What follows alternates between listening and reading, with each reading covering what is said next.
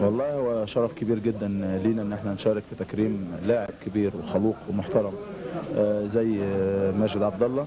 وبعتقد ان شرف كبير لكل العرب ان يكون عميد لاعبي العالم من حيث عدد المباريات الدوليه لاعب عربي ولاعب سعودي زي ماجد عبد الله بعطائه المستمر.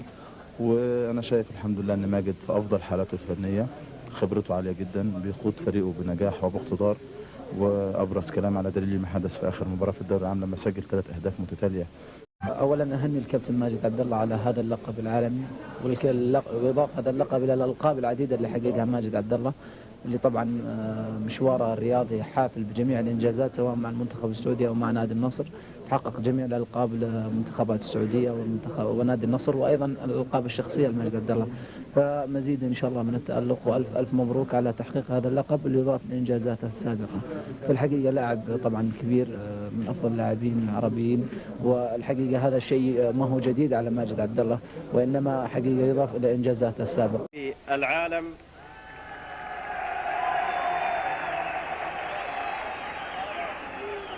النجم العالمي ماجد أحمد عبد الله. هناك فقرة ترفيهية وهي عبارة عن تقليد الأصوات للمقلد صالح بن عبد الله الجبيري. صاحب السمو الملكي الأمير عبد الرحمن بن سعود بن عبد العزيز، أصحاب السمو الأمراء، الدرب هناك ثمنها وثمنها، لوامر القايدة الأعلى تمثلنا. اتحاد والأهلي توصل الكرة منقولة للاتحاد، لعب أحمد جميل ماشي لعب على طول إلى الفوال شنكلوا شايفين اللقاء الكروي بين منتخب المملكة العربية السعودية والمنتخب الكويتي. تلعب على طول، يلعب مدافع السعودي على طول، توصل محمد عبد الجواد. معلش بس على شرط انكم تردون معايا يعني. ناخذ اللاعب اللي مكرم الحقيقة، اللاعب الدولي ماجد عبد الله.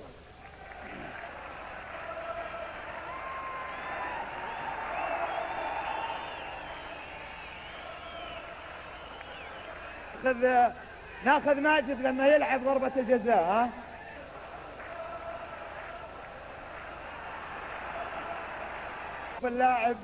اللاعب محمد الصليوي.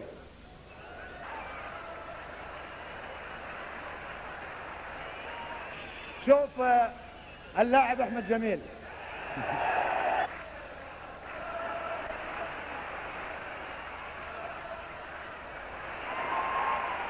اللاعب محمد عبد الجواد بن الاهلي المعتزلات.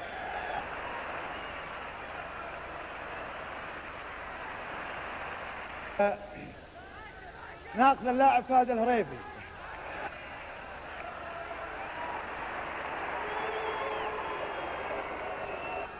إذا أرجو أن أكون قد وفقت في هذه المشاركة، وشكرا لكم مرة أخرى. السلام.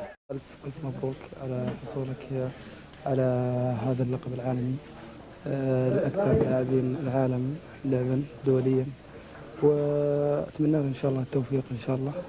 وطبعا رجعت ماجد، طبعا فرحتنا كلنا يعني، فرحنا برجعة ماجد بالفعل يعني، والحمد لله يعني انه رجعته كانت يمكن امام الاتفاق يمكن 3 أهداف، وهذا ماجد الاول اللي نعرفه ان شاء الله نقول له ان شاء الله الله يوفقك. مناسبة سعيدة اني طبعا يعني يشرفني وفخر لي اني اتكلم عن كابتن العرب ماجد احمد عبد الله، وما في شك انه طبعا لقب يستاهله طبعا كابتن ماجد، وطبعا له مكانته وتقديره عند جميع اللاعبين، وان شاء الله باذن الله ان شاء الله اتمنى له التوفيق ان شاء الله في جميع مراحل حياته.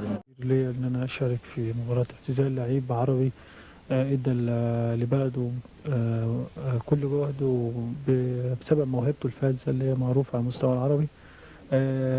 فكان يعني وبعدين عمل انجاز كبير جدا بالنسبه لان هو اكتر لاعب في العالم يعدي ماتشات دوليه. فكل الحاجات دي يعني كان فعلا كان نفسي من زمان ان انا اشارك في مباراه يكون هو فيها كابتن ماجد عبد الله. وفي نفس الوقت بتمنى له ان شاء الله لما عاد للملعب ان هو يؤدي بكل مستوى اللي هو اتعرف عليه.